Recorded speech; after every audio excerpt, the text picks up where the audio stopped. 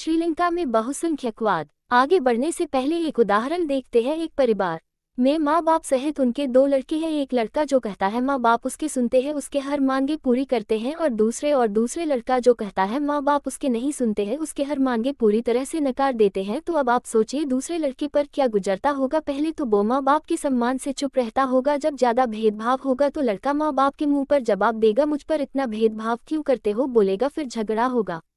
ऐसा ही कुछ हाल श्रीलंका में हुआ था। चलिए अब आगे बढ़ते हैं। सन 1948 में श्रीलंका स्वतंत्र राष्ट्र बना। सिंघली समुदाय के नेताओं ने अपनी बहुसंख्या के बल पर शासन पर प्रभुत्व जमाना चाहा।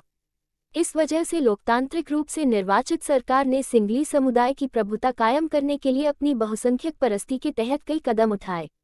1956 में एक कानून बनाया गया जिसके तहत तमिल को दरकिनार करके सिंघली को एकमात्र राजभाषा घोषित कर दिया गया।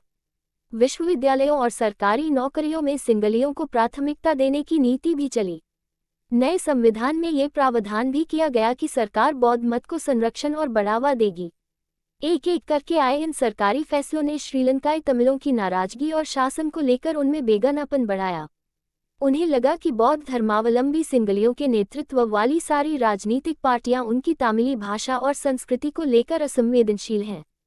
उन्हें लगा कि संविधान और सरकार की नीतियां उन्हें समान राजनीतिक अधिकारों से वंचित कर रही हैं। नौकरियों और फायदे के अन्य कामों में उनके साथ भेदभाव हो रहा है और उनके हितों की अनदेखी की जा रही है। परिणाम ये हुआ कि तमिल और सिंघली समुदायों के संबंध बिगड़ते चले गए। श्रीलंकाई तमिलों ने अपनी राजनीतिक पार्टियां बनाई और तमिल को राजभाषा बनाने, क्षेत्रीय स्वायत्ता हासिल करने तथा शिक्षा और रोजगार में समान अवसरों की मांग को लेकर संघर्ष किया। लेकिन तमिलों की आबादी वाले इलाके की स्वायत्ता की उनकी मांगों को लगातार नकारा गया। 1980 के दशक तक उत्तर पूर्वी श्रीलंका में स्वतंत्र तमिल ईलम मतलब तमिल लोगों का वह भूभाग जिसे वे अपनी परंपरागत मातृभूमि मानते हैं बनाने की मांग को लेकर अनेक राजनीतिक संगठन बने। आपके पुस्तक में सरकार लिखा है जो गलत है।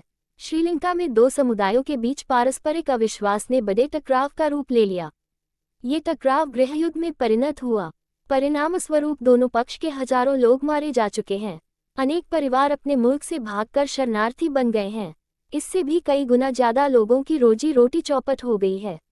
आपने पढ़ा है 10वीं कक्षा के अर्थशास्त्र की पाठ्यपुस्तक के पहले अध्याय में कि हमारे क्षेत्र के देशों में आर्थिक विकास, शिक्षा और स्वास्थ्य के मामले में श्रीलंका का रिकॉर्ड सबसे अच्छा है, पर वहां के गृहयुद्ध से मुल्क के सामाजिक, सांस्कृतिक और आर्थिक जीवन में काफी परेशानियां पैदा हुई हैं।